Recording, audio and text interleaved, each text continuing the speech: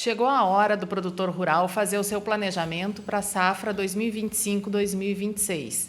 É agora no inverno que se tomam as decisões de que semente colocar no chão e projetar o que vai ser colhido no ano que vem. Para falar sobre isso, está comigo o engenheiro agrônomo Fábio Rosso, gerente do Departamento Técnico da Cotrisul. Bem-vindo, Fábio. Muito obrigado, Clarice. Eu acho que é um momento muito importante, porque nós vivemos um cenário bem difícil na agricultura. Nós vemos de anos difíceis, de anos de secas, anos de bastante chuva. Então, o produtor tem que buscar alguma alternativa diferente para poder tentar uma rentabilidade melhor. Nesses últimos anos, a gente sabe que a rentabilidade está lá embaixo, está tendo prejuízos, então nós precisamos buscar alternativas, culturas diferentes para ajudar nesse manejo e melhorar esse sistema. Então, assim, a área de soja provavelmente se mantém, porque todos os anos alguma áreazinha aumenta ou não, pode ter alguma baixa por causa do crédito, que vai ser um limitante da safra. O milho se mantém, um pouquinho, acho que vai crescer coisa de 5%, 10%, até porque o ano anterior teve uma rentabilidade um pouco melhor, porém o milho é uma cultura de alto risco. O milho é uma cultura que o seu custo por hectare é maior que soja, e se não o momento da chuva não vir na hora de pendoamento, na hora da floração ali, prejudica altamente, não é que nem a soja que tem um período um pouco maior para aguentar essas condições. E o arroz vai ter na verdade, teria um acréscimo de área, porém pelo preço de mercado que caiu drasticamente, então o produtor está com a rentabilidade não muito boa devido ao preço, então acredito que se mantenha a área na região. A gente está ainda no momento em que a incerteza é maior pela questão geopolítica, né? A guerra no Irã, a guerra da Ucrânia que se estende, e as duas pressionam insumos importantes. Em termos de Brasil, a negociação ainda está sem uma definição clara, com o pedido da securitização para muitos produtores, né? E nesse cenário, muitos produtores têm dúvidas e estão considerando o que fazer nesse próximo ciclo, né? Eu queria te pedir que apontasse que alternativas existem para quem não quer, não pode abandonar de forma alguma a atividade rural, mas não quer seguir apostando as fichas na soja ou no arroz. Na verdade, o produtor está buscando uma alternativa, junto com os departamentos técnicos, com nós, alternativas que busquem rusticidade, por causa desse nosso problema de clima, com um custo mais acessível e que tenha uma rentabilidade um pouco maior de acordo com esses anos. A gente sabe que a soja deixa uma rentabilidade boa, porém, dependentemente, o clima é que manda, né? Pode fazer tudo correto, mas se o clima não ajudar, então a soja vai mesmo. Então, assim, uma cultura que nós estamos focando bastante, departamento técnico, incentivando, ajudando o produtor no manejo, é a parte do sorgo, porque o sorgo busca além da rusticidade dele, é uma cultura que é bem rústica, ele pode sofrer bastante, pode apanhar bastante, ele mesmo assim ainda produz relativamente bem.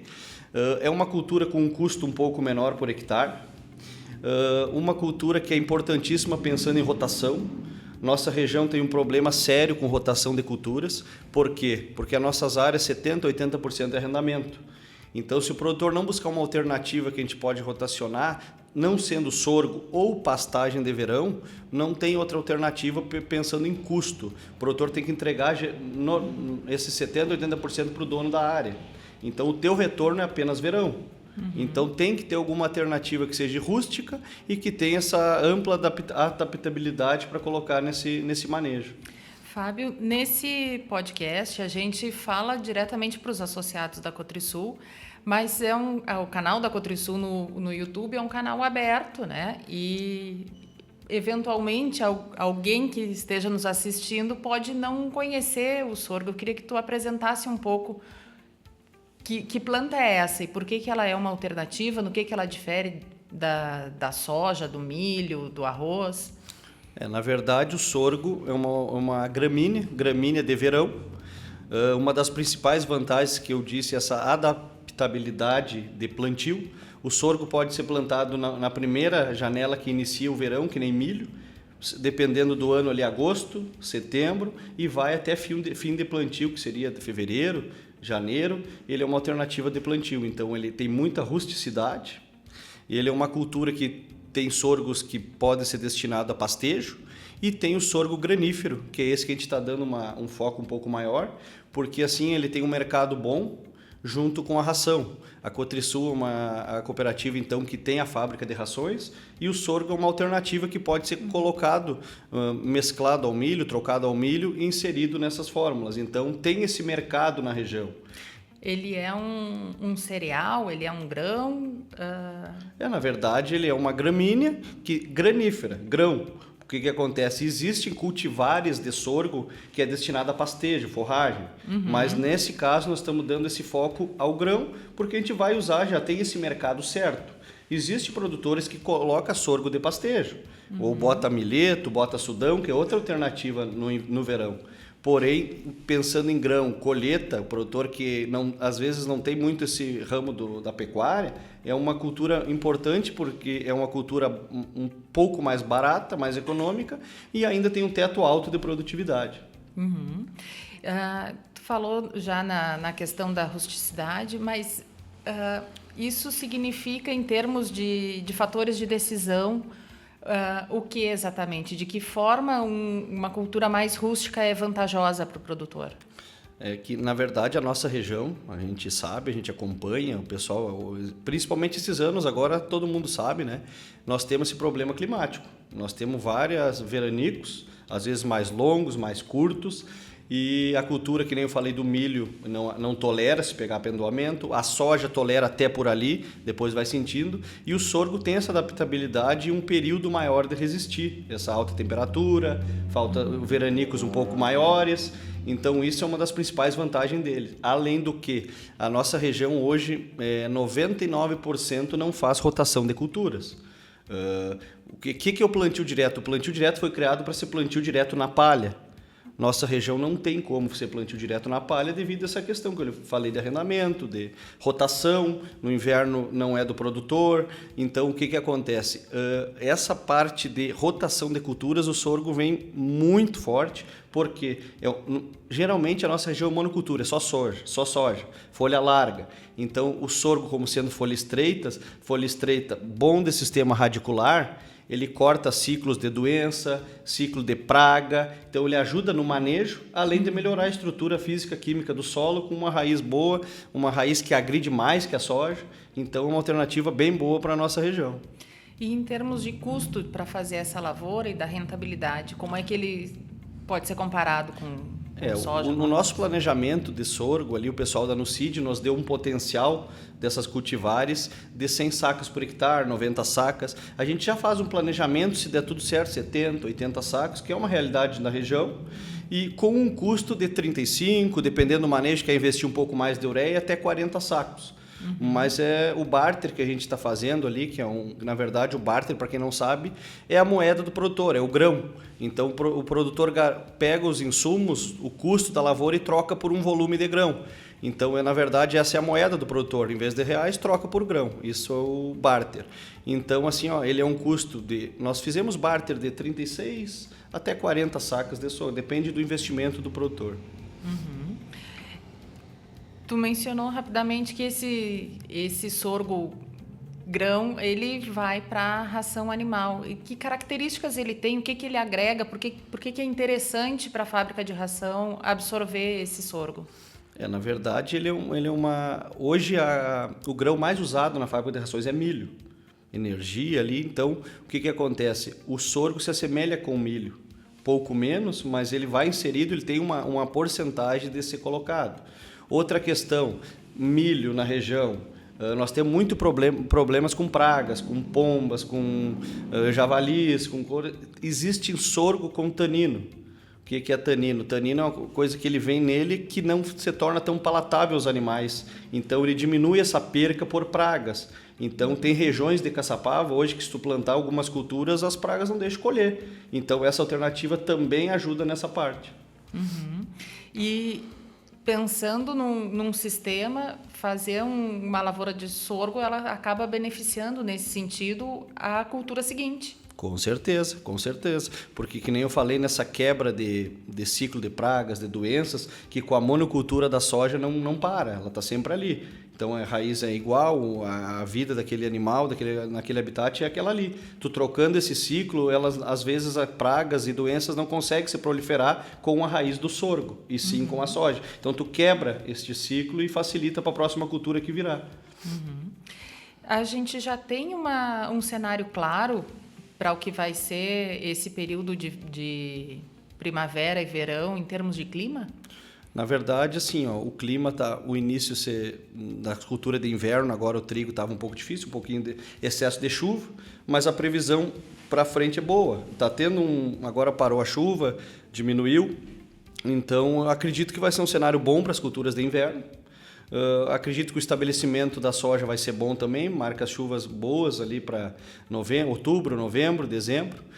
Com certeza a gente já sabe que o nosso planejamento deve ser feito por escalonamento de plantio. Nossa região sempre tem alguma estiagemzinha, veranico menores ou maiores. Tem alguma tendência de ocorrer estiagem novamente, mas na verdade o produtor, os agrônomos, os técnicos, a gente já faz um planejamento que é baseado em esperança, porque o grão não tem outra forma, a gente tem que fazer bem feito. Se o clima não contribuir, aí infelizmente não tem o que fazer, mas fazer de forma correta, que se chover bem, normal, a gente consiga expressar o máximo potencial e colher para ter uma rentabilidade melhor. E quando tu fala em fazer o planejamento de uma forma correta, inclui também algumas medidas que ajudam a planta a se tornar mais resistente ao estresse hídrico? Com certeza, com certeza. Primeiramente, a parte da compactação. Então, o sorgo já é uma alternativa ótima para melhorar essa estrutura física e química do solo.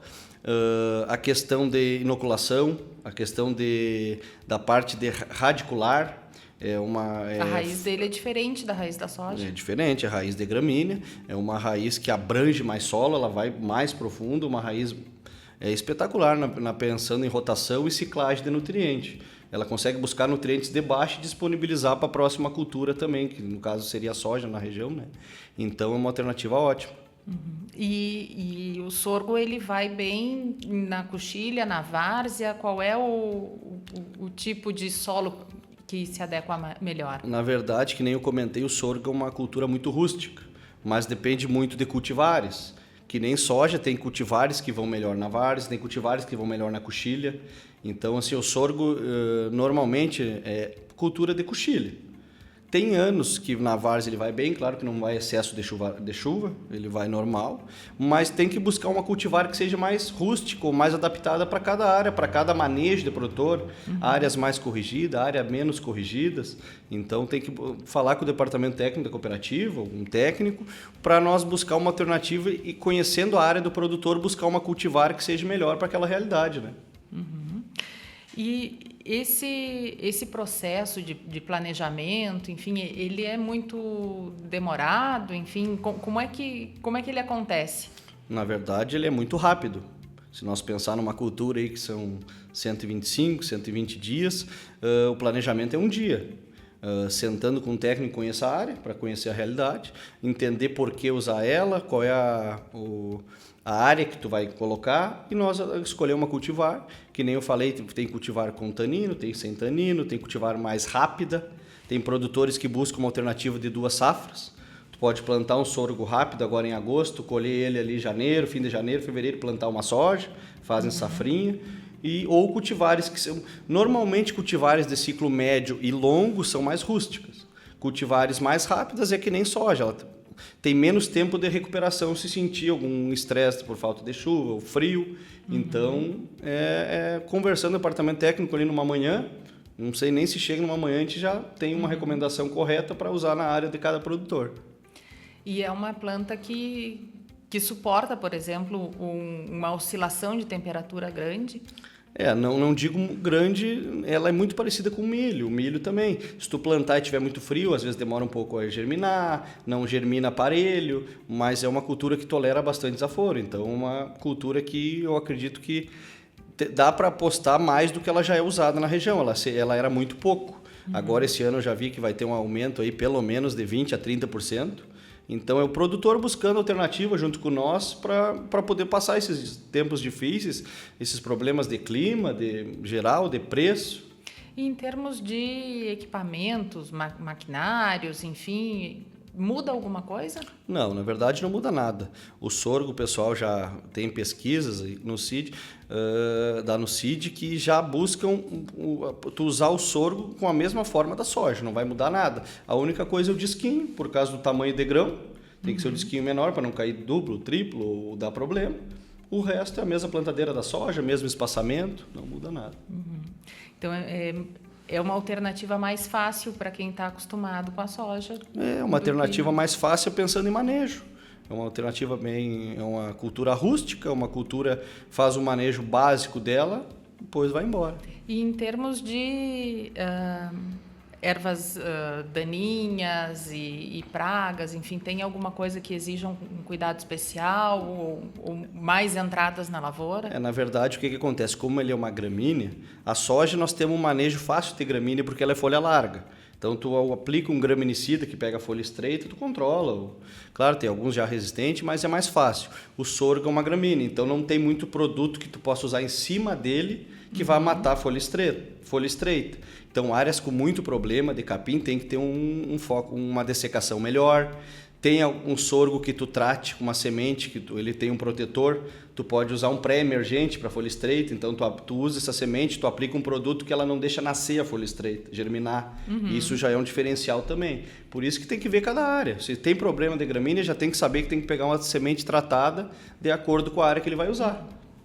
Então, imaginando hipoteticamente o produtor que ainda não decidiu o que fazer, se ele já cuidar dessa área, já fizer a limpeza dessa área no inverno, entrando com o sorgo ou com a soja, ele já arranca melhor o próximo ciclo. Com certeza, com certeza. E até pela questão custo. Nós sabemos hoje que o custo já empatando, já está altíssimo, né? Então, o que acontece? O produtor manejando inverno com um custo mais barato, lá na frente a tua dessecação também se torna mais barato porque tu vai ter plantas menores, plantas de mais fácil controle. Se tu deixar tudo para a última hora, tu vai ter que investir em produtos mais caros para poder resolver esse problema. Então, o produtor já tem que ir manejando, já tem que olhar essas áreas, levar o técnico lá, tiver que aplicar, já ir fazendo para chegar na hora do plantio já estar mais tranquilo. E em termos de calcário, adubos, muda muito o sorgo para a soja? Não, na verdade, sim, calcário, independendo da cultura, hoje eu digo que é o principal insumo, porque a acidez prejudica crescimento, raiz, disponibilidade de nutriente, então tem que corrigir. Se tu pegar um preço de um calcário hoje é baratíssimo, é um custo que não dá nem para colocar perto dos outros insumos, né? O adubo, o sorgo, a gente consegue extrair potencial maior com menos quantidade de pontos de nutriente. A soja é um pouco mais exigente, o milho mais ainda, então o sorgo tu consegue dar uma diminuída nessa questão de adubação, mas tem que ser solo corrigido para te expressar o máximo que ele pode nos dar, né? Perfeito. Fábio, eu gostaria muito de te agradecer a presença aqui no nosso podcast e deixo aberto para que tu dê a tua mensagem final para os nossos associados que nos acompanham. Na verdade, eu agradeço também poder estar falando aqui para o nosso associado, para o nosso público, né?